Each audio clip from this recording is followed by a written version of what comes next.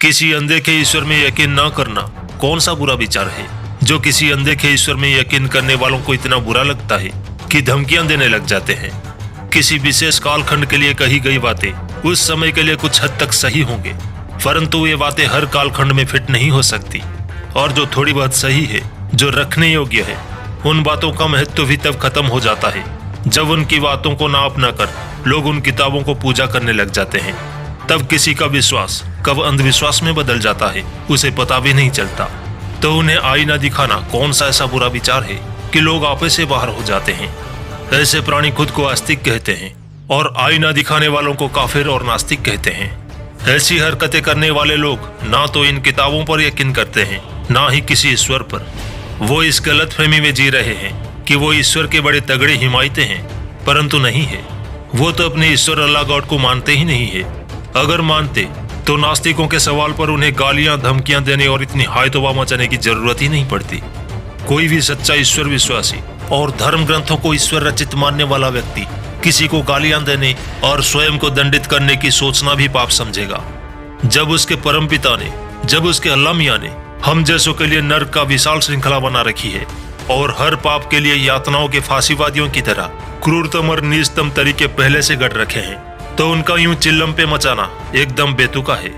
इसका मतलब तो यही निकलता है कि उनका ईश्वर मर चुका है या इन्होंने मरा मान लिया है। किसी नास्तिक के ईश्वर को ना मानने से भी भक्तों को तो 72 हूर, अप्सराएं और अन्य ऐशो आराम बदस्तूर मिलेंगे ही। नास्तिक के किसी निष्कर्ष से आस्तिकों को मिलने वाला सवाब, शराब और कबाब तो कम नहीं होंगे। तो इतनी हाय तौबा किस लिए? जिन लोगों का धंधा, जिन लोगों की सत्ता इन स्वार्थी किताबों पर खड़ी है, वो ऐसी बातें आम आस्तिकों के मन में बैठाते हैं कि नास्तिक कोई मूर्ख, अज्ञानी होता है, वो अधार्मिक है, वो धर्म के खिलाफ है, धर्म से उसकी रक्षा करनी है, ताकि इन किताबों पर कोई शक, कोई सवाल आस्तिक के मन में खड़ा ना हो पाए। चलिए सबसे पहले मैं ये गलतफहमी दूर कर देता हूँ जो आम आस्तिकों के मन में इन धर्म के ठेकेदारों ने बैठा रखी है कि नास्तिक कोई मूर्ख, अज्ञानी होता है। नास्तिक कोई टार्जन नहीं होता कि एकाएक जंगल से निकला है और धर्म पर सवाल खड़े कर रहा है। वो भी आपकी तरह थोड़ा सा बेसिक ज्ञान अपने डीएनए में लेकर जन्मा था। वो भी आप ही की तरह धार्मिक कहानियों को सुनते हुए बड़ा हुआ है।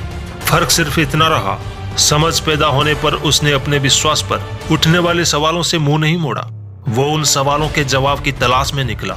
उन्हीं सवालों से जूझते हुए जब निष्कर्ष पर पहुंचा तो नास्तिक हो गया।